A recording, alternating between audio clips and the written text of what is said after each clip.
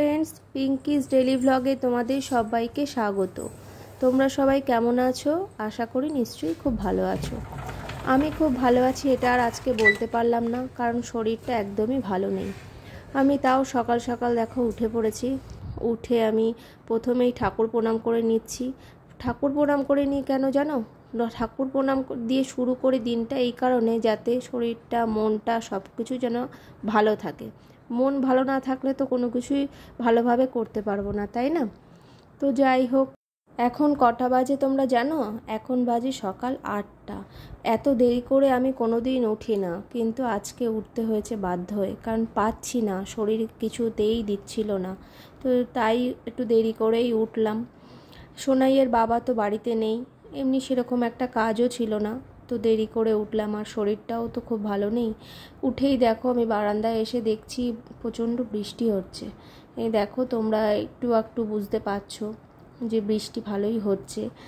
তো ঘরের দরজা জানলাগুলো সব খুলে দিলাম। খুলে দিয়ে এবার আমি ভাবছি ঘরে গিয়ে আগে বাসি বিছানাগুলো তুলে নিই। তো চলে এলাম বাসি বিছানা তুলতে। ছেলেকে অনেক কষ্টে উঠিয়েছি, কারণ ওর কালকে সারা রাত ঘুম হয়নি। প্রচণ্ড পরিমাণে ওর জ্বর ছিল, 103-4 উঠে যাচ্ছিলো জ্বর। তো আইস ব্যাগ দিতে হয়েছে শেষমেশ। মানে মেডিসিন দিচ্ছি, কিন্তু মেডিসিনেও কোনো কাজ হচ্ছিল না। তো কী আর করব, এদিকে ওর একদিন পরে আবার আমারই জ্বর এসছে। এবার আমিও জ্বরে পড়ে আছি, কিছু করার নেই। আমার গায়েও ওরকম 103-4 জ্বর। আসলে ওয়েদারটা তো একদম ভালো না। এই সিজন চেঞ্জের সময় বৃষ্টি হচ্ছে, বর্ষা হচ্ছে, কখনো গরম, কখনো এই একটু বৃষ্টির জন্য ঠান্ডা ঠান্ডা ভাব। তো ওই ভাইরাল ফিভার যা আর কি, তাই হয়েছে। তা ছেলেকে উঠিয়ে হাত মুখ ধুয়ে টুয়ে এবার আমি বিছানাটা দেখো ঠিকঠাক করতে এসেছি। এবার বিছানাপাটি যদি ঠিকঠাক না করা হয় না, টান টান না করা হয়, একটু পরিষ্কার পরিচ্ছন্ন করে না রাখা হয়, যেন ঘরটা আরও মানে রোগী রোগী ঘর মনে হয় আর কি, আমার তো তাই মনে হয়। তো ঘরদোর যদি ফ্রেশ থাকে, বিছানাটাও যদি একটু ফ্রেশ থাকে, টান টান থাকে, তাহলে যেন শুয়ে বসেও শান্তি, তাই না বলো? তো যাই হোক, আমি গুছিয়ে নিচ্ছি। আর ওদিকে ছেলে এসে বারবার বলছে, মা আমি শোবো, আমি শোবো। আসলে ওর শরীরটা তো একদম ভালো নেই, শরীরটা খুব দুর্বলও হয়ে গেছে, তাই জন্য বারবার শোবো শোবো করছে। আর আমাকে দেখে বুঝতেই পারছো যে আমার কাজেও অতটা স্পিড নেই। আসলে নিজেও গায়ে জ্বর, এখন আমি কাজ করছি, এখনও গায়ে আমার 101 জ্বর, তবু করতে হবে, কিছু করার নেই। তো এই বিছানাপাটিগুলো একটু ঠিকঠাক করে নিচ্ছি। ছেলেটা এসে আবার শোবে। ওদিকে আবার চিন্তা করছি যে কি রান্না করব, ব্রেকফাস্টে কি তৈরি করব, এই সব ভাবনা চিন্তা আর কি। তো সব মিলিয়ে চলতে হবে, কিছু করার নেই। তো বিছানাটা আমি ভালো করে টান টান করে নিলাম, ভালো করে ঝেড়ে নিলাম। এবার ছেলেকে বলছি আগে খেয়ে নিবি চল, তো বলছে না আগে একটু শোবো। তারপর আমি চলে গেলাম রান্নাঘরে, গিয়ে দুটো ডিম সেদ্ধ বসিয়ে দিয়েছি, যে ব্রেকফাস্টটা দেখি কি করি। বসিয়ে দিয়ে ভাবছি সময় নষ্ট করব না, আস্তে আস্তে একটু ঘরটা ঝাড় দিয়ে নিই। মানে ঝাড়টাও দিচ্ছি, দেখো আমি পাচ্ছি না, মানে দিতে হবে, বাসি ঘর ভেবে রাখা যায় না, নিজেরও একটা অপরিষ্কার অপরিষ্কার লাগে। তো সেই জন্য ঘরটা ঝাড় দিয়ে নিচ্ছি। তো ভালো করে ঘরটা পরিষ্কার করে নিয়ে তারপরে আমি আবার রান্নাঘরে কাজে যাব, এই সব ভাবছি। আর ওদিকে ওই দেখো ছেলে আমাকে ডেকে যাচ্ছে, মা এসো আমার পাশে একটু শোবে, এসো। এবার আমি শুয়ে থাকলে হয় বলো? তাহলে এই দিকটা কে করবে? এবার সোনাইয়ের বাবাও তো বাড়িতে নেই যে একটু হেল্প হবে। ওর বাবা থাকলে আমাকে এত কিছু ভাবতেই হতো না, ওর বাবাই একটু অন্তত কিছু করে আমাদের সামনে ধরতে পারতো খাবার। তো কিছু করার নেই, কি করা যাবে। আমি ঝাড়টা দিয়ে নিচ্ছি, দিয়ে নিয়ে এবার ব্রেকফাস্টটা রেডি করব।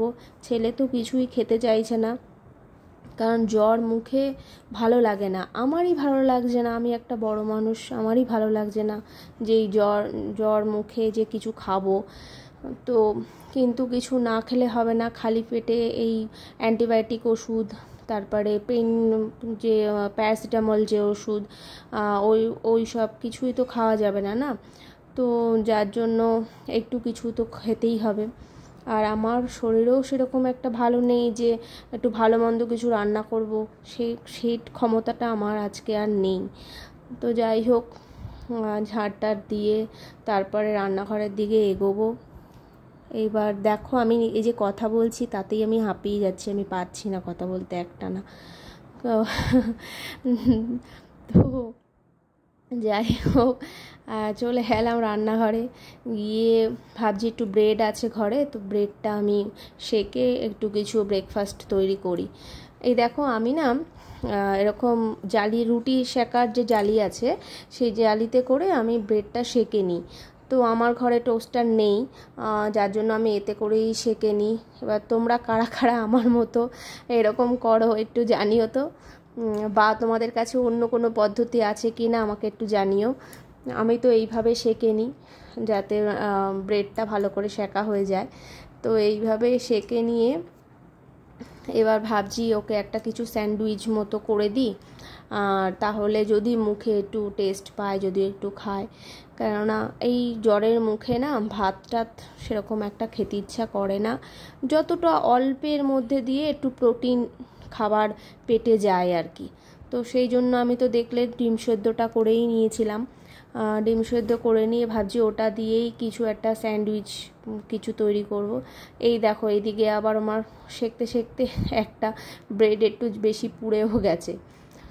তো যাই হোক এইভাবে সেঁকা একটু অসুবিধাজনক, কিন্তু ওই একটু খেয়াল করে করে করতে হয় এই আর কি। তো আমি ওইভাবেই করে নিলাম।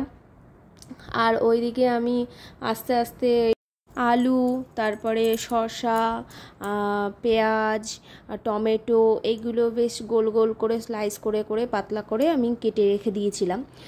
কেটে নিয়ে ওগুলো সাইডে রেখে দিয়েছি যে এইগুলো এই স্যান্ডউইচের মধ্যে আমি দিতে পারবো।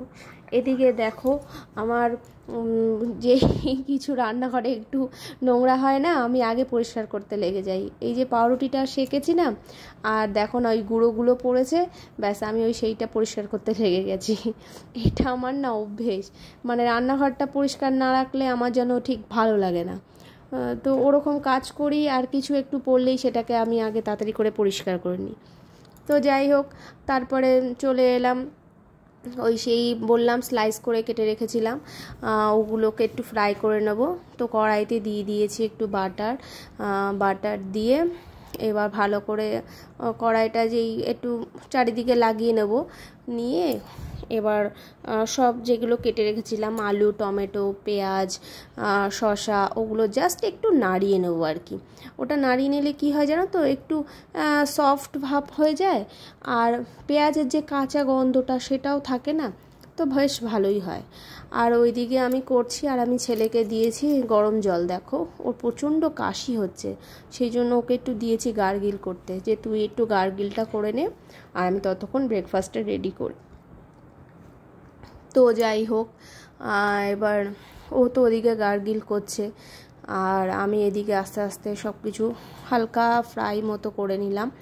হালকা ফ্রাই মতো করে এবার ওটাকে ভালো করে মানে সাজিয়ে গুছিয়ে নেব, যাতে ওর একটু দেখে ভালো লাগে, আর তাতে যদি একটু খায় আর কি, নাহলে তো একদমই খেতে চাইছে না। বুঝতে পারছি জ্বরের মুখ, কি করে খাবে, ইচ্ছে নেই। জ্বর হলে না মানে স্বাদ যে কোরকগুলো থাকে আমাদের, সেই স্বাদ কোরকগুলো পুরো নষ্ট হয়ে যায়। ওই জন্য মানে বাচ্চা কেন, বাচ্চা বড় যাই বলো, কারোরই খেতে ইচ্ছা করে না, কিন্তু খেতে ইচ্ছা না করলেও একটু জোর করে করে খেতে হবে।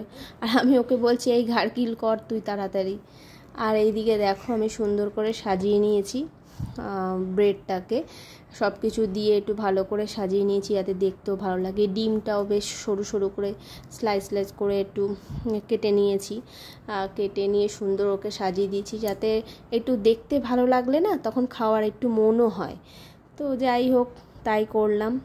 ওইদিকে দেখো ছেলেকে খেতে দিয়েছি, তো ওই খাচ্ছে না খাওয়ার মতো, দেখেছো দেখলেই বোঝা যাচ্ছে ওর শরীরটা কতটা খারাপ, মানে খুব শরীরটা খারাপ। আর আমিও একটু খেয়ে নিলাম, আর জানলা দিয়ে যে বসে বসে দেখছি যে বাইরে এখনও বৃষ্টি পড়ে যাচ্ছে। এখন কিন্তু অনেক বেলা হয়ে গেছে, মোটামুটি 11:30 মতো বাজে। আর ওই দেখো ছেলে এসেই আগে শুয়ে পড়েছে, মানে ওর শরীরটা তো একদম ভালো লাগছে না। ও কিন্তু শুয়ে থাকার ছেলে নয় জানো তো, ও টুকটাক কিছু না কিছু করবে, হয় পড়াশুনো নয় ড্রয়িং নয় কিছু খেলনা নিয়ে খেলবে, কিছু না কিছু করবে। তো আমি চলে এসেছি, এসে ওকে বলছি যে চল বাবা এবার স্নান করিয়ে দিই। তো ওকে নিয়ে চলে গেলাম স্নান করাতে। তো স্নান করিয়েও নিয়ে চলে এলাম, নিয়ে এসে ওকে ঝটপট করে জামা প্যান্ট পরিয়ে দিচ্ছি, পরিয়ে বলছি তুই একটু রেস্ট কর। এবার আমিও স্নান করে চলে এলাম, যে একসাথে করে নিই, স্নানটাও সেরে নিই। এবার আমি এসে দেখছি ও শুয়ে আছে, গায়ে জ্বর আছে কিনা দেখছি, হ্যাঁ স্নান করে উঠেছে তো জ্বরটা আবার আসছে আর কি, গাটা বেশ গরম হয়েছে। আর এই কাশছে কীরকম দেখো, মানে এত পরিমাণে কাশছে, এত পরিমাণে, মানে ওর বুক টুকগুলো সব ব্যথা হয়ে গেছে। তা আমি এসেই আগে ওকে একটু কাশির ওষুধ দিয়ে দিলাম, যে না কাশির ওষুধটা দিয়ে দিই, এত কাশছে। এবার যেইটুকু খেয়েছিল সেইটাও বমি হয়ে যাবে, হয়ে যাচ্ছে অলরেডি, এরকমই হচ্ছে। দেখেছো কীরকম পরিমাণে কাশছে, ভীষণ কাশি হয়েছে জানো না, ভীষণ কাশি। তো ওই কাশির ওষুধটা দিয়ে দিলাম আমি, ওই জন্য যে কাশির ওষুধটা খাক, খেয়ে একটু শুয়ে থাকুক, আমি ততক্ষণ এদিকটা একটু রেডি হয়ে নিই, চুল টুল আঁচড়ে একটু রেডি হয়ে নিয়ে তারপরে আবার আস্তে আস্তে দুপুরে খাবারের দিকে যাব। এখন মোটামুটি তাও অনেক বেজে গেছে, 1:30 মতো বাজে এখন। তো আমি আবার একটু ওকে দেখছি আর কথা বলছি, আর একটু মাথা টাথাগুলো মুছে নিচ্ছি। আসলে আমারও তো শরীরটা ভালো নেই, তো শরীরে মানে কি বলো তো, যখন শরীরে তোমার কোনো কষ্ট হবে না, তখন তোমার কোনো কিছুই ভালো লাগবে না, না তোমার কাজ করতে ভালো লাগবে, না কথা বলতে ভালো লাগবে, তোমার কিছুই ভালো লাগবে না। আর সব থেকে বড় কথা কি জানো, মায়েদের নিজেদের কিছু হয় হোক, যদি সন্তানদের কিছু হয় না, তখন যেন মনটা আরও বেশি করে খারাপ হয়ে যায়। মানে আমার জ্বর হয়েছে, আমার শরীরে কষ্ট হচ্ছে, আমারও পরশুদিন রাত্রিবেলা 104 জ্বর উঠেছিল, কিন্তু তখন সোনাইয়ের বাবা বাড়িতে ছিল, ওই আমার দেখাশোনা করা সব কিছু করেছে। এবার অফিসের কাজে ওকেও বাইরে চলে যেতে হয় কালকে, কিছু করার ছিল না, যেতেই হবে, আগে থেকেই টিকিট সব অ্যারেঞ্জ করা, সমস্ত কিছু করা।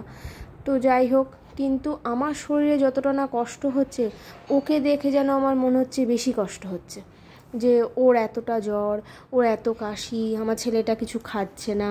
মানে এটা আমি বলে না, সব মায়েদের আমার মনে হয় একই রকমই হয়, যে সন্তান ভালো থাকলে যেন নিজেদের ভালো লাগে, আর সন্তান ভালো না থাকলে যেন নিজেদের আরও বেশি করে যেন খারাপ লাগে।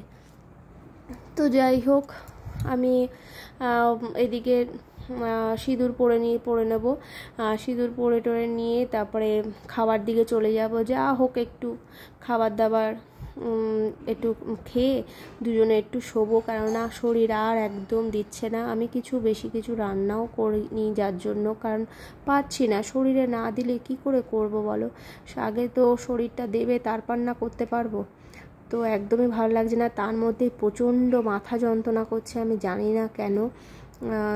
এই চুল আঁচড়াচ্ছি আর ভাবছি যে মাথায় একটু বেশ করে তেল দিলে ভালো হতো, এতটা মাথা যন্ত্রণা করছে। তো আমি এই খাওয়া দাওয়া হয়ে গেলে ভাবছি একটু মাথায় বেশ করে তেল দিয়ে, চুলটাও ততক্ষণে শুকিয়ে যাবে, ভালো করে তেল দিয়ে আর একটু টাইট করে বেঁধে আমি একটু শোবো, কারণ শরীরটা এত খারাপ লাগছে। আর ওইদিকে দেখো ছেলে কি করছে, একবার বলছে মা এসো আমার কাছে এসো, মা আমাকে একটু কোলে নাও, এই সব দেখো। আর কি করব বলো, নিজের শরীরে কষ্ট হলেও সন্তানের ভালোর জন্য তো একটু করতেই হবে। তো এই দেখো আমার কোলে উঠে পড়েছে, আসলে ওর ভালো লাগছে না, না কোনো কিছু করতেই ভালো লাগছে না। তো ওই কোলে নিয়ে একটু ঘোরাঘুরি করব, আর একটু বোঝাচ্ছি বাবা অল্প একটু খেয়ে নাও, না হলে কি করে হবে, এবার ওষুধ আছে, ওই তাই একটু এই নিয়ে কোলে নিয়ে ঘোরাঘুরি এইসব করে আমরা চলে গেলাম খাবার দাবারের দিকে। তো খাবার দাবার ওকে একটু করে খাইয়ে দিলাম, সামান্য একটু ডাল সেদ্ধ, ডিম সেদ্ধ এই খাইয়ে দিলাম। এবার দেখো ওকে আমি ঘুম পাড়িয়েও দিয়েছি। এবার আমি দেখো মশারির উপরে না একটা এরকম পাতলা চাদর একটা ছিল, সেই পাতলা চাদর একটা দিয়ে দিয়েছি। কেন বলো তো, এই যে ঘরে সব দরজা জানলা বন্ধ করে দিয়েছি যাতে বাইরে জলীয় হাওয়াটা না ঢোকে, আর ওই ফ্যান চালিয়েছি তো ডাইরেক্ট হাওয়াটা যাতে না লাগে তার জন্য। তো আমিও একটু শুয়ে নিয়েছি। তারপরে দেখো, দেখে বুঝতেই পারছো ঘুম থেকে উঠে এসেছি। তা এসে আমি ভাবছি না এঁঠো বাসনগুলো পড়ে আছে, সব ধুয়ে নিই বলে এই একটু ঘুমিয়ে নিয়েছি তো, আর মাথায় তো বেশ করে তেল দিয়েছিলাম, দিয়ে ভালো করে টাইট করে চুল টুল বেঁধে রেখেছিলাম। তো মনে হচ্ছিল যেন মাথাটা একটু হাওয়া লাগছে, যেন ঠান্ডা লাগছে, ভালো লাগছে। তো বেশ ঘুমিয়েছি 2 ঘন্টা মতো, আমি ঘুমিয়ে নিয়েছি, ছেলে এখনও ঘুমোচ্ছে। তো আমি চলে এলাম রান্নাঘরে এঁঠো বাসনগুলো ধোয়ার জন্য। তো এঁঠো বাসনগুলো সব ধুয়ে নিচ্ছি আমি। ধুয়ে নিয়ে এইবার ভাবছি ছেলেটা এবার উঠে পড়বে, আবার বিকেলে কি খেতে দেব, কি করব, এইসব চিন্তা করছি। তো চিন্তা করে আর কি করব, কিছু তো অ্যারেঞ্জ করতেই হবে, শরীর না দিলেও করতে হবে। কেননা একটা বাচ্চা ঘরে থাকলে সব মায়েদেরই যা করার করণীয় করতে হয়। আর এই দেখো, এটা আমার হাতে কি বলো তো, সেই আইস ব্যাগ। তোমাদের বলছিলাম না একটু আগে যে ওই মাথায় আইস ব্যাগ দিতে হয়েছিল, আমাকেও দিতে হয়েছিল, আমার ছেলের কালকে রাতেও দিতে হয়েছিল। ওর প্রচণ্ড জ্বর এসেছিল, 103 ছাড়িয়ে গেছিলো। তো এর ভেতরে করে আইস ভরে মাথায় সেঁক দিয়েছিলাম, যাতে মাথাটা এত গরম হয়ে যাচ্ছিল। তো তোমরা জানোই মাথাটা গরম হওয়া ঠিক না জ্বরের মধ্যে। তো সেই আইস ব্যাগটাই আমি একটু ঝেড়ে আবার দেখলাম যে জল টলগুলো শুকিয়েছে কিনা। তো দেখছি হ্যাঁ, জল শুকিয়ে গেছে। আবার আমি দেখো ও ঢাকনিটা আটকে জায়গা মতো রেখে দিচ্ছি। এইবার আর কি করব, আর কিছু এখন করার নেই। এখন ভাবছি ছেলেটা উঠুক, একটু জিজ্ঞাসা করব কি খাবে না খাবে, ওর পছন্দ মতো সেইভাবে সেই করে দেবো।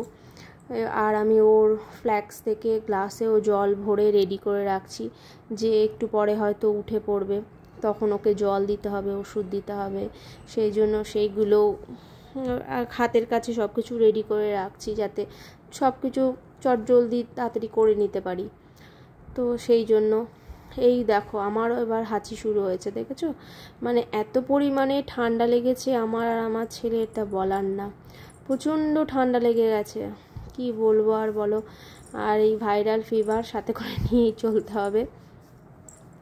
তো আমি সেই জন্য হাতটা ভালো করে আবার ধুয়ে নিলাম, ভালো করে ধুয়ে এইবার ছেলে ওদিকে উঠেছে কি একটু দেখতেও যাব। এইভাবেই চলছে, আর কি করা যাবে। তোমরা তো সবটাই দেখলে।